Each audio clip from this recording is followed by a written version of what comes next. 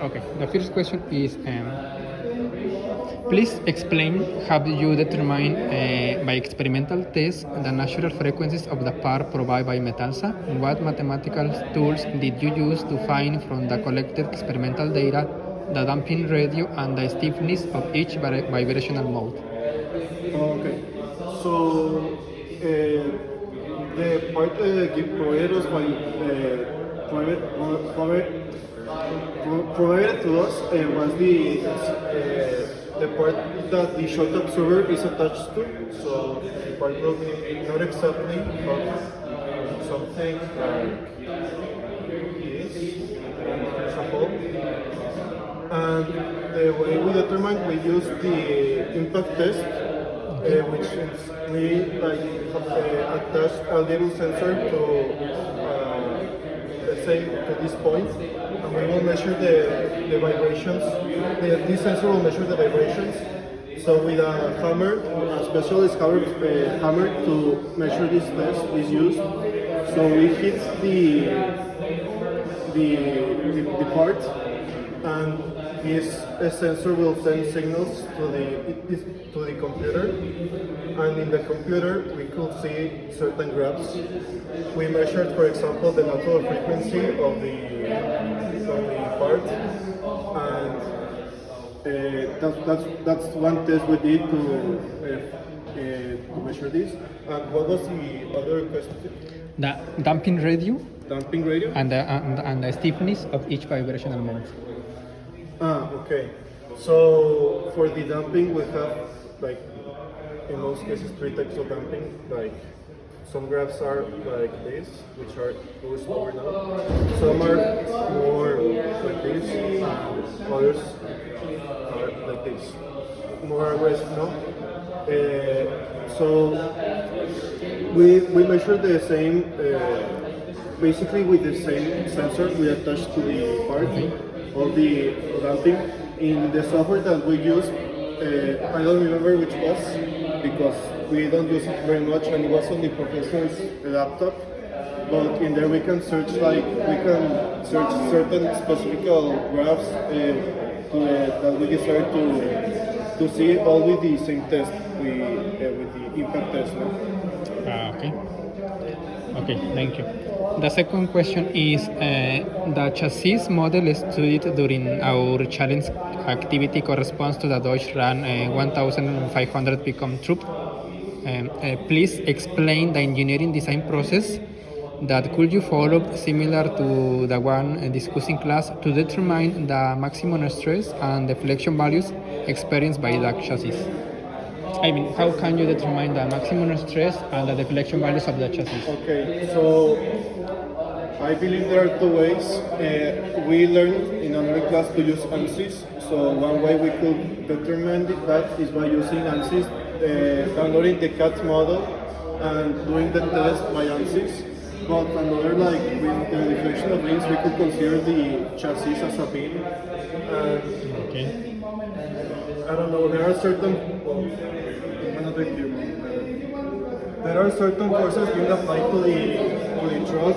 For example, we have the weight of the loading section, which I believe there are like a maximum of 1,000 kilos, and that can be distributed over here. And I don't know, we have, which is like force going downward, and also the chassis, which also supports the engine and the people, driving the truck, which also exerts certain stresses and forces on the chassis. So with that, we could use, for example, the one method we use, the double integration method, which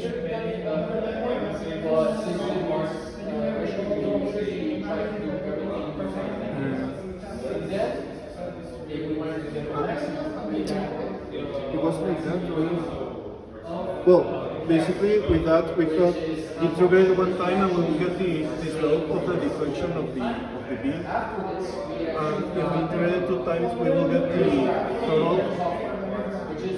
like the amount of in distance of the deflection of this. And with that we could like apply it to the stress, which was the formula of stress?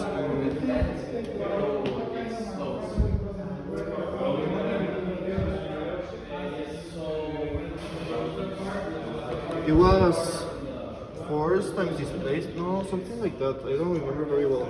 But basically, we have the more software like with the ANSYS software, or more like theoretical one, no? With double integration formula, for example. Okay, thank you. The third question for you is, could you explain the manufacturing process that need to be followed for manufacturing the part provided by Metalsa? Yes. Well, first, I don't know which metal exactly is used in that specific part, but we should consider the material used for the manufacturing process.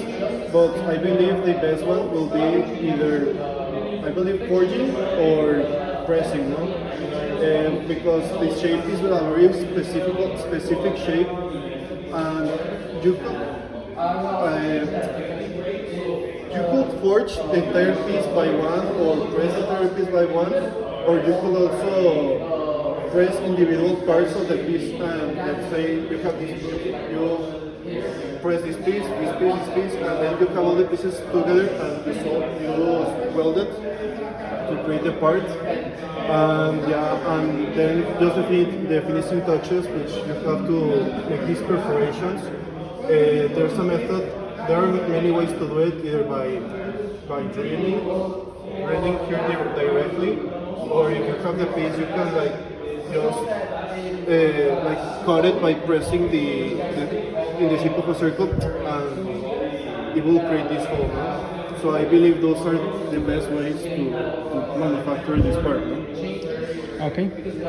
The last question for you is, think about a significant event, interaction, or lesson that occurred during the class sessions with your classmates, professors, or in the lab facilities that you feel technically impact your engineering knowledge.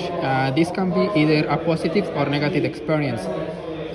What you have learned from this, and how could you improve it?